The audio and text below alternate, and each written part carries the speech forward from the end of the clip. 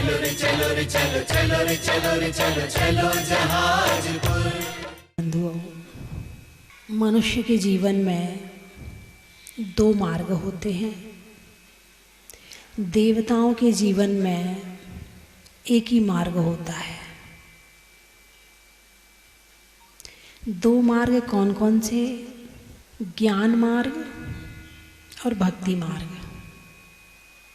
और देवताओं के जीवन में मात्र भक्ति मार्ग होता है। वो केवल भगवान की भक्ति कर सकते हैं, साधना तप संयम आदि नहीं कर सकते हैं। और मनुष्य दोनों काम कर सकता है ना? तो भक्ति किसे कहते हैं? कोई बताएगा कि भक्ति किसे कहते हैं? मंडी वाले, हमारी तो बहुत भक्ति है भाई, हम तो उन महाराज के बहुत बड़े भगत हैं। हमारी तो बहुत भक्ति कहते किसे हैं? भक्ति करते तो हो, मगर क्यों करते हो इस बात का ज्ञान अभी कोई बात नहीं। गुणेषु अनुरागा भक्ति, गुणों में अनुराग होना भक्ति है। क्या है? गुणों में अनुराग। राग और अनुराग दोनों में अंतर है। एक होता है राग और एक होता है अनुराग। राग में गलत को भी सही कहा जाता है। क्या? राग में गलत को भी सही कहा जाता है। आपका बेटा किसी को पीट के आया और पड़ोसी लड़ने आया, बोले तुम्हारा बेटा भी तो हमारे बेटे को बहुत परेशान करता है, मार दिया तो क्या हुआ? बेटे ने पीट करके गलत किया था, लेकिन पक्ष किसका लिया? राग का। ये है राग जो गलत को भी सही कहे। और अनुराग गुणों में प्रेम होना, वहाँ गलत नहीं है, वहाँ केवल सही सही है। तो गुणेषु अनुरागा भक्ति, गुणों से अनुराग को भक्ति कहते हैं। जिसके प्रति राग हो तो उसका वर्णन भी किया जाता है, जिसके प्रति द्वेष हो तो उसका वर्णन भी किया जाता है, और जिसके प्रति अनुराग हो उसका वर्णन भी किया जाता है। यदि राग हो, अरे मेरा बेटा तो ना बहुत अच्छा है, पढ़ाई में बहुत होशियार है, माता जी बस वो तो फर्स्ट नंबर लेके आता, हर जगह से प्रथम ही आता है। किसका गुणगान चल रहा है? राग का। द्वेष का, माता जी बस पूछो मत, हमारे परिवार वाले तो दुश्मन हैं, दुश्मन, एक नहीं सुनते हमारी, जब देखो तब उल्टा ही बोलते रहते। किसका वर्णन चल रहा है? किसका वर्णन चल रहा है? द्वेष का। और यदि भक्तांबर पढ़ रहे हो तो किसका वर्णन चल रहा है? अनुराग का। किसका वर्णन चल रहा है? अनुराग का। तो राग, द्वेष और अनुराग, गुणेषु अनुरागा भक्ति। आप कब करोगे? जब अंदर में समर्पण होगा, श्रद्धा होगी, है ना, भक्ति होगी, तभी पढ़ा जाएगा। हाँ, पढ़ने के अनेक कारण हो सकते हैं। बोले कहा है भक्तांबर पढ़ा करो, भक्तांबर पढ़ने से बहुत सारी परेशानियां दूर हो जाती हैं, इसलिए भक्तांबर रोज पढ़ना चाहिए। तो इस कारण भी लोग भक्तांबर पढ़ सकते हैं, है ना? पढ़ते नहीं पढ़ते? पढ़ते ना। बस हमारे बच्चे का अच्छे से एडमिशन हो जाए तो अब हम तो भक्तांबर रोज पढ़ेंगे। हमारा दुकान अच्छी चलने लगे तो हम तो इसलिए भक्तांबर हम रोज पढ़ते, दुकान तो कम से कम अच्छे से चले। बोले हाँ या ना? अरे हाँ है तो हाँ बोल दो, नहीं है तो ना बोल दो। हाँ बोलो। हाँ है तो बोलना, मेरे कहने से नहीं बोलना, है ना, कि हमारे घर में सुख शांति रहे, इसलिए हम रोज जोर से हाँ। भक्तांबर क्यों पढ़ते हैं? क्योंकि हमारे घर में सुख शांति रहे। अब यदि जो सुख शांति के लिए भक्तांबर पढ़ता है वो कैसे पढ़ेगा? भक्तांबर प्रणत मौलिमणि प्रणाम मुद्दितकम दलित पाप समय पूजन पाद गंगा बालम बलम। कुछ समझ में आ रहा है? हैं? तुम पढ़ रहे हो, तुम्हें समझ में आ रहा है? तुम पढ़ रहे हो, तुम्हें समझ में आ रहा है क्या? नहीं आ रहा है। क्यों पढ़ रहे हो? उद्देश्य क्या है? गृहस्थी। उद्देश्य क्या है? घर की सुख शांति। लेकिन यहां जो 24 घंटे का अखंड पाठ हो रहा है, उसका उद्देश्य घर की सुख शांति नहीं, भगवान की भक्ति है। जब मात्र शाब्दिक भक्तांबर पढ़ने से तुम्हारे घर में सुख शांति हो सकती है, तो अर्थ सहित भाव सहित भक्तांबर पढ़ने से क्या नहीं हो सकता है? बात समझ में आई कि नहीं आई? जब मात्र शाब्दिक भक्तांबर तुम्हारे ऊपर इतना प्रभाव डाल सकता है, तो भाव सहित अर्थ सहित किया हुआ भक्तांबर तुम्हारे लिए क्या नहीं कर सकता है? लेकिन उद्देश्य करने का मत बनाना, उद्देश्य भक्ति बनाना। भक्तामर प्रणति मौलिमणि प्रभाणा मुद्योदिकं दलित पापितमो वितानम सम्यक प्रणम जिन पाद युगम युगादा वालंबनम भव जले पतताम जनानाम। क्या कह रहे हैं? क्या कह रहे हैं इस श्लोक में? भक्तामर। इस स्तोत्र का क्या नाम है? भक्त अमर। शब्द का क्या अर्थ है? भक्त अमर। अमर यानी देवता। अमर यानी देवता। कौन? भक्त देवता। इस स्तोत्र का क्या नाम है? भक्त देवता। लिखा किसने है? आचार्य मानतुंग ने। मानतुंग नहीं बोलो, आचार्य मानतुंग बोलो। आचार्य मानतुंग स्वामी ने, यानी इतने महान आचार्य हैं जिनका नाम लेने से हमारा पाप कट जाता है, और उनका नाम ऐसे ले रहे जैसे बच्चे का नाम लेते हैं। नहीं, विनय पूर्वक, विवेक पूर्वक नाम लो। आचार्य मानतुंग स्वामी ने इसकी रचना करी है। अच्छा, वो मनुष्य थे। क्या थे? मनुष्य। और कहा है भक्त देवता, भक्त अमर, भक्त अमर। भक्त नर नहीं कहा है, भक्त अमर कहा है। अमर क्यों कहा है? इसलिए कहा है कि जितनी भक्ति देवता कर सकते हैं, उतनी भक्ति मनुष्य नहीं कर सकता है। मनुष्य भगवान तो बन सकता है, मगर मनुष्य के अंदर अहंकार इतना है कि उससे इतनी भक्ति नहीं होने वाली जितनी देवता कर सकते हैं। इसलिए भक्तामर प्रणत मौलिमणि प्रभाणाम। प्रणत, झुक रहे हैं। मौली, मुकुट। प्रभाणाम, मुक्तों से, मणियों से किरण निकल रही है। मुद्योदकम दलित पाप तमो वितानम। मुद्योदकम, उद्योत, प्रकाश निकल रहा है। दलित पाप, जो पापों का नाश कर रहा है। जो मणियां हैं वो बाहर के अंधकार का नाश करती हैं, और प्रभु के चरणों में झुकने से पापों का नाश होता है। क्या होता है? पाप तमो वितानम। तमो, तम यानी अंधकार, वितानम चला जाता है।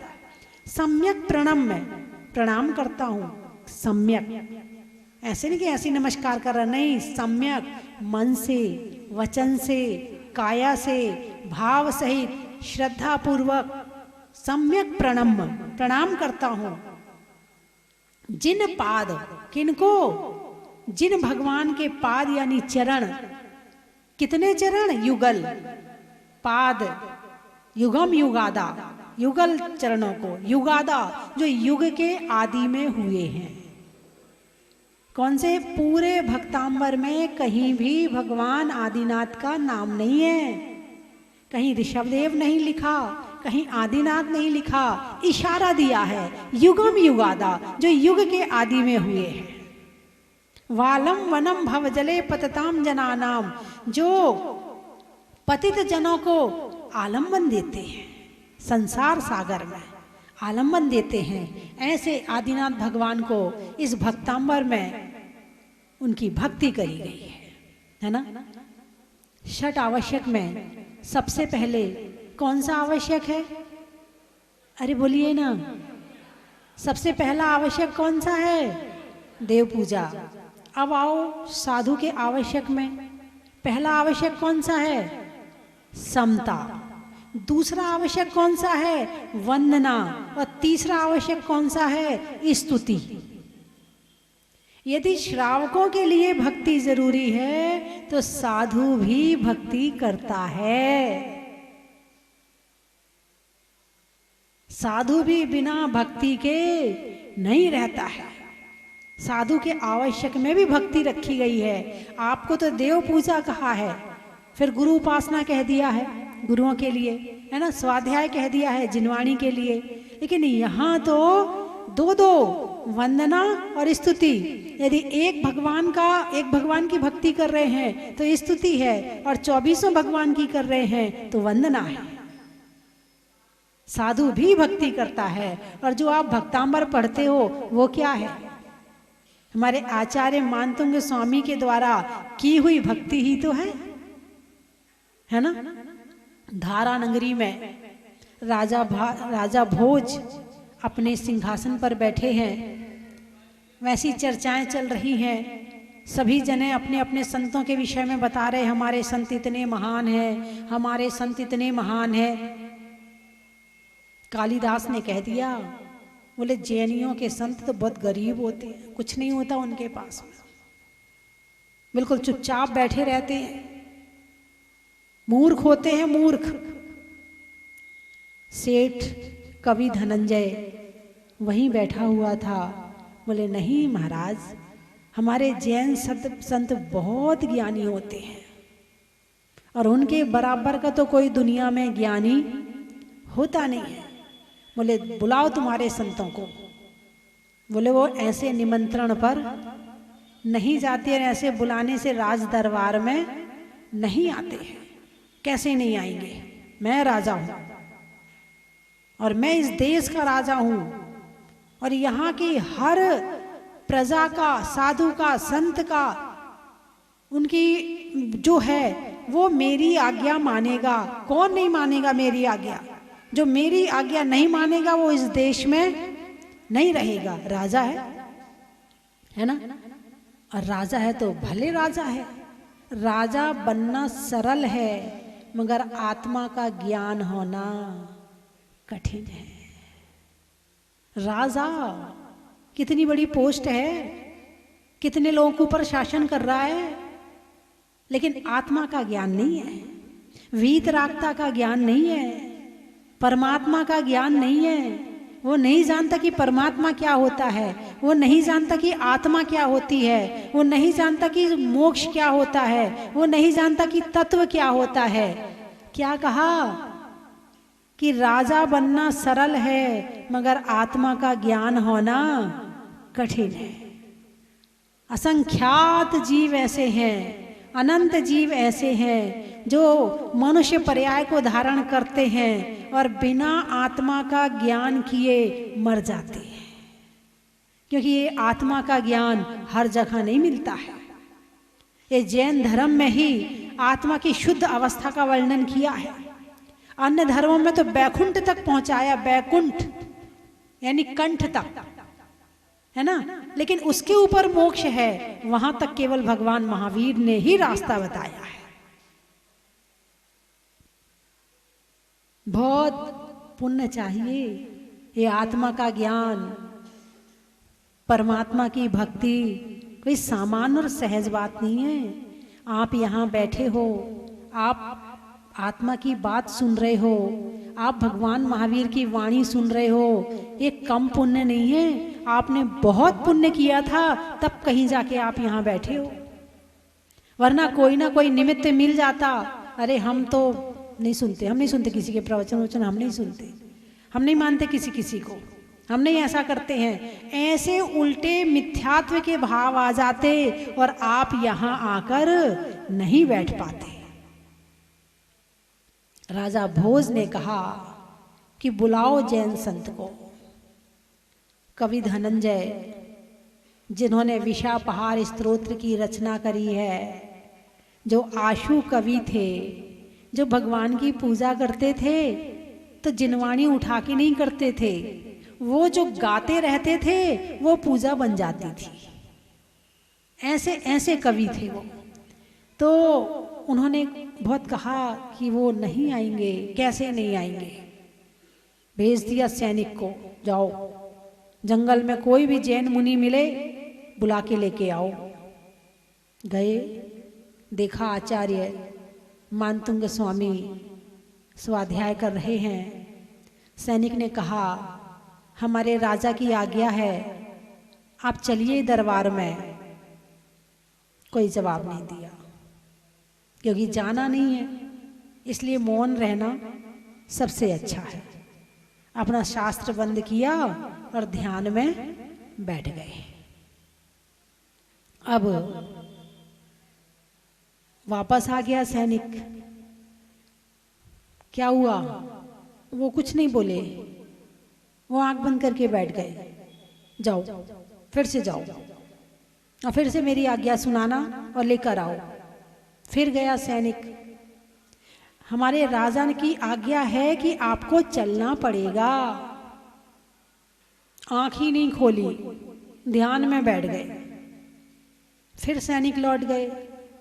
फिर पूछा कि भाई क्यों नहीं लाए? बोले वो ना तो देख रहे हैं और ना बोल रहे हैं। यदि बोला जाए तो जवाब सवाल हो, जो बोल ही नहीं रहा है तो अब क्या कहा जाए उससे, और साथ में आंख और बंद कर ली है। बोले जाओ, उनको जैसे बैठे हैं वैसे ही उठा के ले आओ। ले आए। ध्यान में बैठे थे, ध्यान में ही उठा के ले गए। राज दरबार में रख दिया। राजा प्रश्न कर रहा है, लेकिन महाराज कोई उत्तर नहीं दे रहे। और जब आपको किसी का उत्तर ना मिले तो क्या आ जाता है? अरे बोलिए ना, क्रोध आ जाता है। तो राजा को भी क्या आ गया? क्रोध आ गया। बोले बंद कर दो 48 तालों वाली कोठरी में। बंद कर दिया। अब वहां पर आचार्य मानतुंग जी ने जब महसूस किया कि अब मैं उपसर्ग से दूर हूं, भले ताले में बंद हूं लेकिन अब कोई ऊपर से उपसर्ग होने वाला नहीं है, उन्होंने अपनी आंख खोली। भगवान आदिनाथ का स्तवन आरंभ किया। उन्होंने भक्तांबर लिखा नहीं था, उन्होंने तो भक्ति करी थी, और जो भक्ति करी वो भक्तांबर बन गया। और मुझे तो ऐसा लगता कि उन्होंने इसका जो नामकरण है ना वो भी उन्होंने नहीं किया है।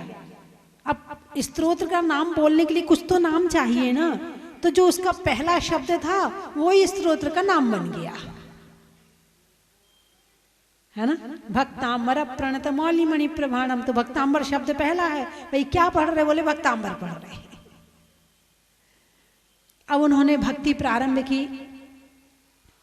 चक्रेश्वरी देवी प्रकट हुई और उसने एक एक ताले तोड़ने शुरू कर दिए। और हम आचार्य मानतुंग स्वामी बाहर आके खड़े हो गए। अब बाहर जो सैनिक थे वहां पर चाबी वगैरह लिए। बोली चाबी तो मेरे पास में है, ये ताले कैसे खुल गए? फिर पकड़ के बंद किया। दौड़ के पहुंचे राजा के पास। बोले वो तो ताले अपने आप खुल रहे हैं वहां पे। फिर प्रभु ने वही स्तवन आरंभ किया, वही आदिनाथ का फिर से भक्ति प्रारंभ करी। फिर ताले टूट गए। जब तक राजा आया, आचार्य मानतुंग स्वामी बाहर खड़े मिले।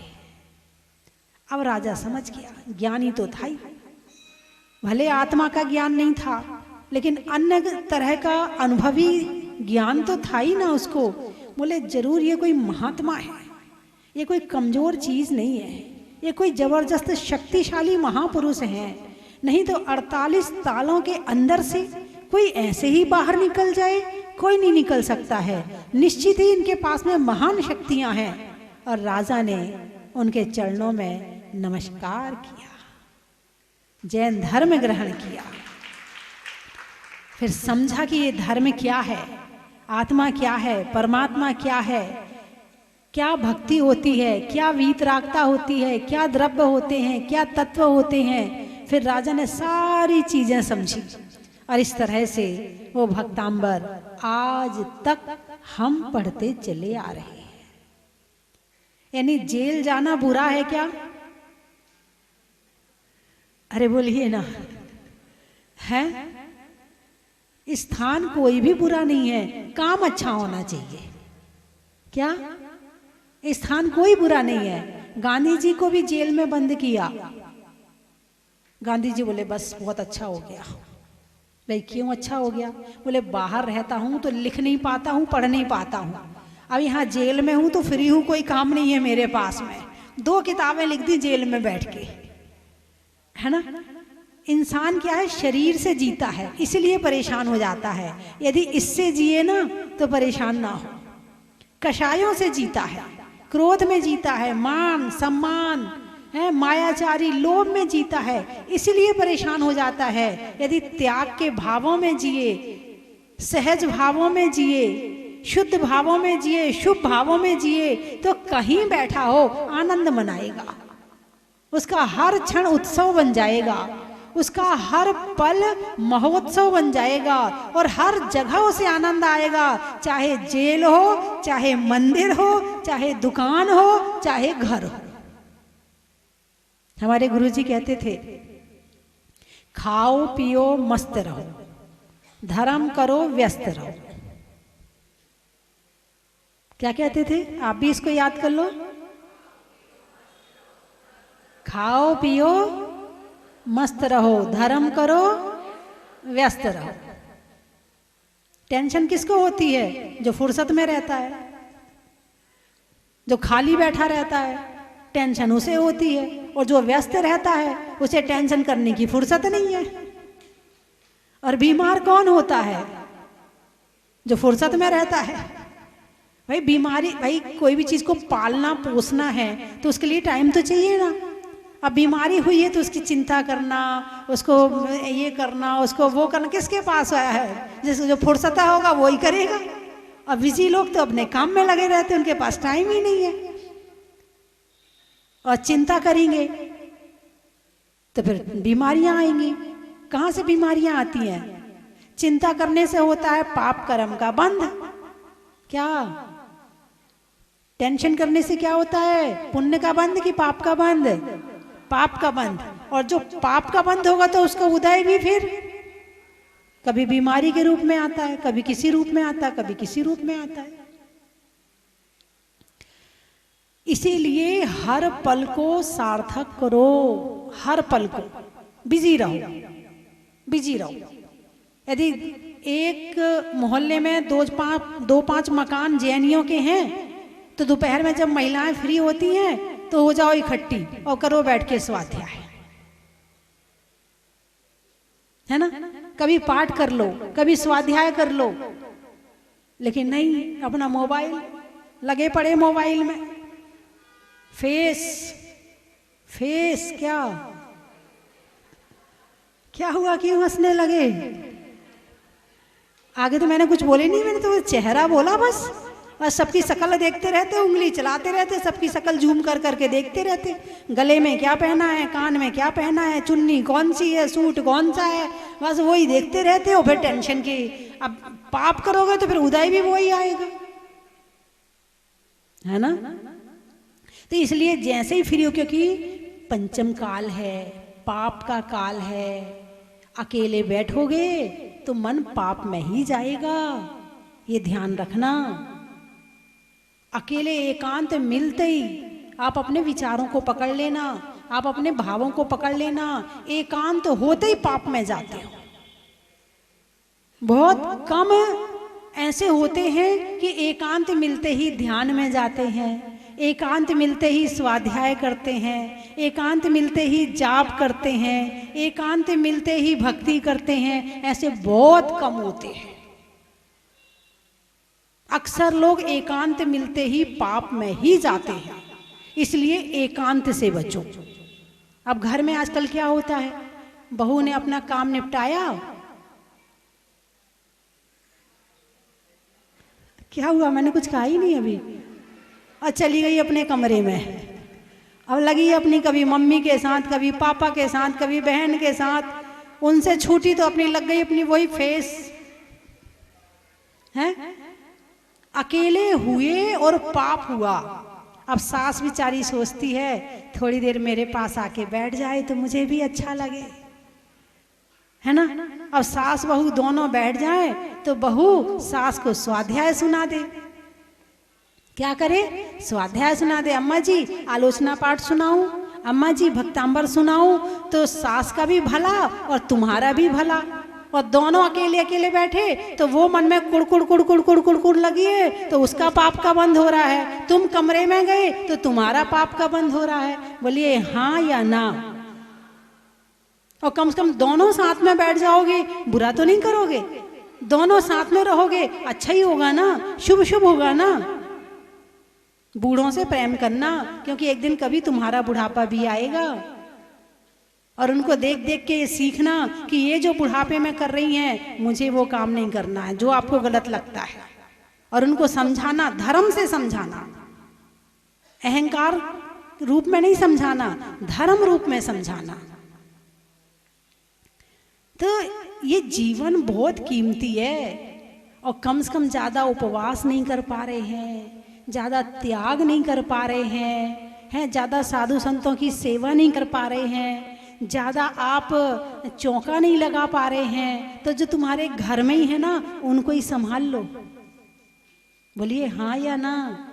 यदि उनको भी, तुम्हारे बच्चे हैं, उनको लेके बैठ जाओ, उन्हें पढ़ाओ नमोकार मंत्र, उसका अर्थ पढ़ाओ, चत्तारी मंगलम पढ़ाओ, सात तत्व पढ़ाओ, 6 द्रव्य पढ़ाओ। जो तुम्हारे घर में किताबें रखी हैं उसका उपयोग करो। किताबें तो बहुत सारी रखी हैं और उपयोग कितना करते हो? नहीं कर पाते हो। तो बच्चों को लेके बैठ जाओ। तुम्हें बच्चे मिलें, बूढ़े मिलें, जो मिलें, सामने वाला तो निमित्त है, भाव तो मुझे अपने अच्छे करने हैं। अभी सुबह पूछा, बोले माता जी आप प्रवचन में कितने बजे चलेंगी? सुबह करीब 7:45 बज रहे थे। मैंने कहा अभी चलूंगी। बोले अभी? हमने कहा हाँ, मैं अभी भक्तांबर पढ़ूंगी ना। मैंने कहा ये मैंने अपने लिए रखा है, ये मंडी वालों के लिए नहीं रखा है। इनके निमित्त से मेरा भी हो जाएगा और मेरे निमित्त से आपका भी हो जाएगा। क्योंकि वैसे आप मेरे पास आओगे तो यहाँ वहाँ की चर्चा करोगे, यहाँ वहाँ की बातें करोगे, घर गृहस्थी की बातें करोगे। अब मैंने पाठ बिठा दिया तो मैं भी पढ़ूं और आप भी पढ़ो। मुझे दुख बताने की जरूरत नहीं है, भक्तांबर पढ़ो, अपने आप भाग जाएगा। दुख गाने से नहीं भागता है, दुख कहने से नहीं भागता है, दुख भगवान की भक्ति से भागता है। सबसे पहली बात, आप प्रवचन सुन रहे हो, है ना। अब इस समय आपको टेंशन हो रही है क्या? अरे बोलिए ना, नहीं हो रही ना। दुख तो है, दुख कहीं भगाया नहीं है, दुख तो है, लेकिन मन चेंज कर लिया है। भाई जैसे कमरे में अंधेरा है ना। अब कमरे का अंधेरा भगाना है तो क्या करना पड़ेगा? कोई डंडा लेके भगाना पड़ेगा क्या? नहीं। तो फिर कैसे भगाना पड़ेगा? लाइट जला दो, अंधेरा भाग गया। ऐसे दुख भगाना है तो कोई डंडा लेके थोड़ी भगाना पड़ेगा। स्वाध्याय करो, ज्ञान करो, भक्ति करो, प्रवचन सुनो, भाग गया। मतलब परिस्थितियां तो वहीं रहेगी, मन स्थिति बदल जाएगी। परिस्थिति बदलना बड़ा मुश्किल है। परिस्थिति बदलने में दूसरे का सहारा लेना पड़ेगा और मन स्थिति बदलने में खुद का सहारा लेना पड़ेगा। तो जो मेरे हाथ में है उसका सहारा लूं ना, जो दूसरे के हाथ में है उसका सहारा क्यों लूं? दूसरों को सुधारते सुधारते तो जिंदगी निकल जाएगी। वो सुधरे ना सुधरे पता नहीं है, खुद को सुधार लो, खुद को बदल लो। दूसरे का बदला बदल पाए ना बदल पाए, सारी जिंदगी दूसरों को बदलने में लगे रहते हैं और दुखी हुए बैठे रहते। वो ऐसा नहीं करता, वो ऐसा नहीं करता, वो ऐसा नहीं करता, वो ऐसा नहीं बोलता, वो ऐसा नहीं कहती, वो उसमें ही लगे रहते हैं और खुद को भूल जाते हैं। हम अपने को बदल सकते हैं। परिस्थिति बदलना दूर, अपना बदलना पास। जो काम पास में है वो कर लो, जो काम दूर है, अरे बोलिए ना, हाँ या ना? कर क्या रहे हो? कर क्या रहे हो? प्रवचन में क्या हो रहा है? मन स्थिति परिवर्तित हो रही है। पाठ करने से क्या होगा? मन स्थिति परिवर्तित होगी, और जहां मन स्थिति परिवर्तित हो गई, परिस्थिति भी अपने आप धीरे धीरे परिवर्तित हो जाएगी। एक नहीं, अनेक उदाहरण हैं कि दूसरों को बदल पाए, ये हमारे हाथ में नहीं है। खुद को बदलने ये हमारे हाथ में है ना। सामने वाले की सेवा करें, ये हमारे हाथ में है। मेरी सेवा हो, अरे बोलिए ना, जोर से बोल दीजिए, ये हमारे हाथ में नहीं है। हम दूसरों का सम्मान करें, हमें सम्मान मिले, लेकिन होता क्या है? दूसरों का सम्मान करते नहीं है, और अपने सम्मान की 24 घंटे इच्छा रहती है। जो मेरे हाथ में है मैं वो नहीं कर रहा हूं, जो मेरे हाथ में नहीं है मैं उसके पीछे पड़ा हूं। मेरे हाथ में है कि मैं सासू की सेवा करूं, मैं नहीं, मतलब आप हैं, मतलब आपके हाथ में है कि आप सासू की सेवा करें, आपके हाथ में है ना। सासू आपसे प्यार करे, ये आपके हाथ में नहीं है। आप केवल सेवा कर सकते हैं, प्यार मिलना नहीं मिलना वो कर्मों के हाथ में है। जैसा मेरा कर्म है वैसा सामने वाले का मेरे ऊपर प्रभाव है। तो आप यदि सामने वाले के प्रति अच्छा करें तो ऐसा हो नहीं सकता कि उसके भाव आपके प्रति अच्छे ना हो। भक्तांबर पाठ करने का अधिक पाटन वाले यही होते हैं, हमारे झालरा पाटन और केशव राय पाटन, आज दोनों पाटन वाले बैठे। मुझे लगता है ऐसा बहुत कम होगा कि जिसमें दोनों पाटन वाले एक साथ बैठे। आज बैठे और दोनों मिले ना भाई, पाटन पाटन के नाम से है।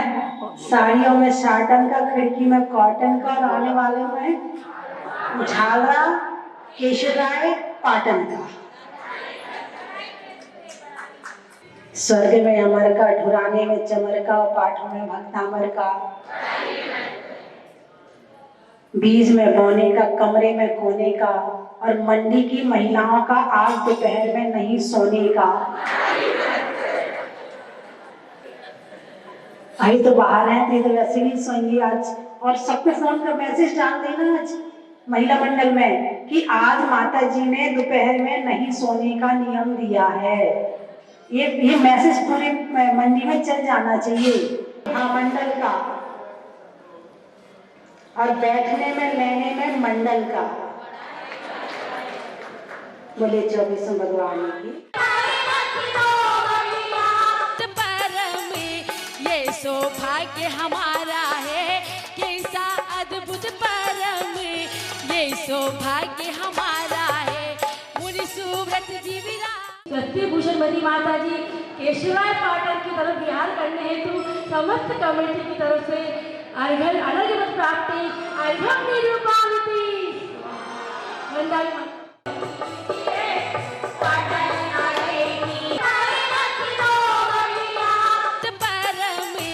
ये सौभाग्य हमारा है, कैसा अद्भुत परम, ये सौभाग्य हमारा है।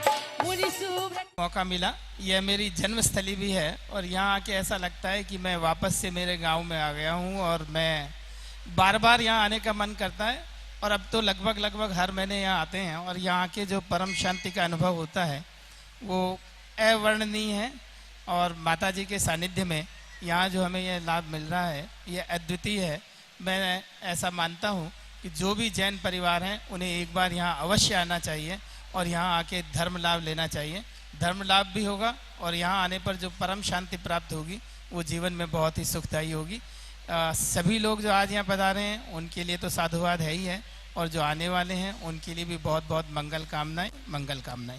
जब ये मूर्ति निकली थी पुराने मंदिर में थी तब, हाँ, जब ये मुनि सुब्रतनाथ भगवान की अतिशयकारी मूर्ति निकली थी, और उस समय भी आया था। उसके बाद में ये वहाँ पुराने मंदिर में थी। यहाँ जब मंदिर का निर्माण हो रहा था तब भी कई बार आया। बट शांति धारा करने का सौभाग्य मुझे पहली बार मिला है। और इतना भव्य सुंदर मंदिर है, यहाँ आने की बार बार मन में इच्छा होती है कि साल में एक बार या 2 बार जरूर आऊँ और यहाँ पर भक्ति करने का मौका मुझे मिले और गुरु लोगों का आशीर्वाद मिलता रहे, यही मेरी भावना है।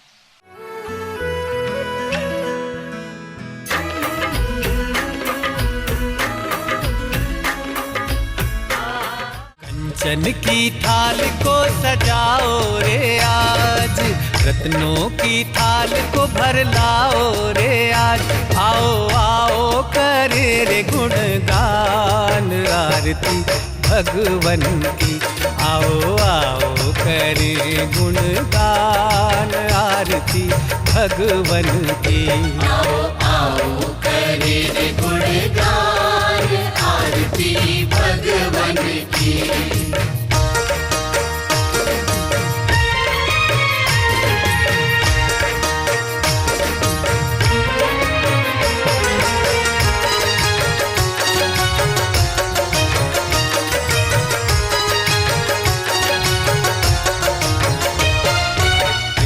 सुमित्र के राज दुलारे, माँ पद्मा जी के नैनों के तारे। पिता सुमित्र के राज दुलारे, माँ पद्मा जी के नैनों के तारे।